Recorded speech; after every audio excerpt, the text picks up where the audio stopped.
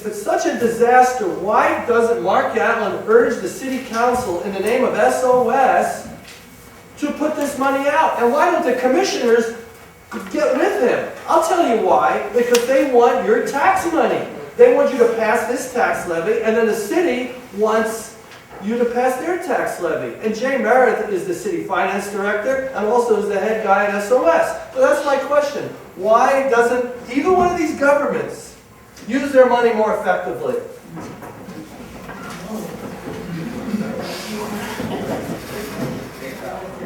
I have a personal admiration for people who ask questions and then provide the answer. I'm not quite sure what I'm supposed to answer. $4.3 million was received last year from the federal government. That's true. 378 whatever thousand was given to the sheriff's department and other aspects of the law enforcement and criminal justice system. That's true. $4 million of it was reserved. That's true. And we can all, in that sense, be thankful, because if that $4 million was not set aside, we would not be having these arguments in a nice room. We would have already spent it, and we would now, instead of looking at next year as the real colossal, when there is no mark when the money comes, we would now have to be wrestling with those questions this year. Right now we have a little bit of a leeway to get over the hump to some degree, but it's not the idea that, you know, there's this vast corpus of money out there that people are sort of squirreling away for their recreational time. It's a tough, tough situation. You know as well as anybody else who owns a house that your property tax is due at the end of the year, November. If you are not setting aside $50 or $100 every month waiting for the tax bill to come in November, you're up a creek.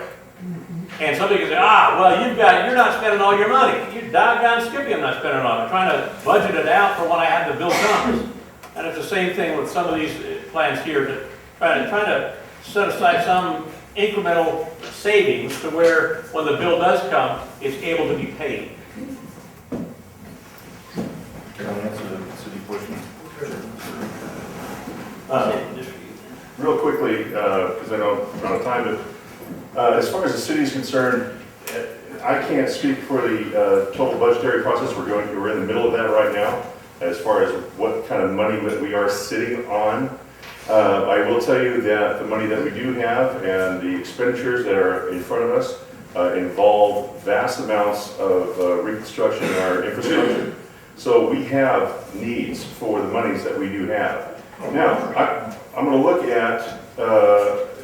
at this situation in the sense of I'm hearing from somebody in the county that wants the city to pay for their services so they can get it for free. No. I mean, that's because what's going to happen? Why doesn't the city pony up the money to pay for the jails, which is the county portion of the criminal justice system?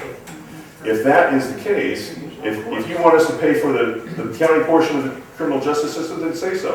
You want us to pay for the jails, you want us to pay for the sheriffs, you want us to pay for the juvenile justice, that has all been categorically in the county portion of the funding. And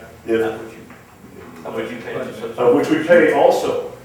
But we pay as county and city, in the city. The thing I'm trying to get is that we're happy to pay to take care of our city. But there is also a need to look at the bigger picture that we can't do it all. The city cannot do it all. And if for you to expect us to do it, it's just because we have it, smells kind of like what we're wanting from what some people want from the federal. We want our Obama phone, or we want this, or we want our free stuff. It's not for free. The gentleman said it perfectly. We have to pay. We have an obligation to our neighbors who cannot pay to pay. I'm going to add real quick, if I can. Everybody in the county, whether you live in the city or the county, everybody pays 58 cents per thousand. Okay, it cannot be divided out. Legally, it can't be divided.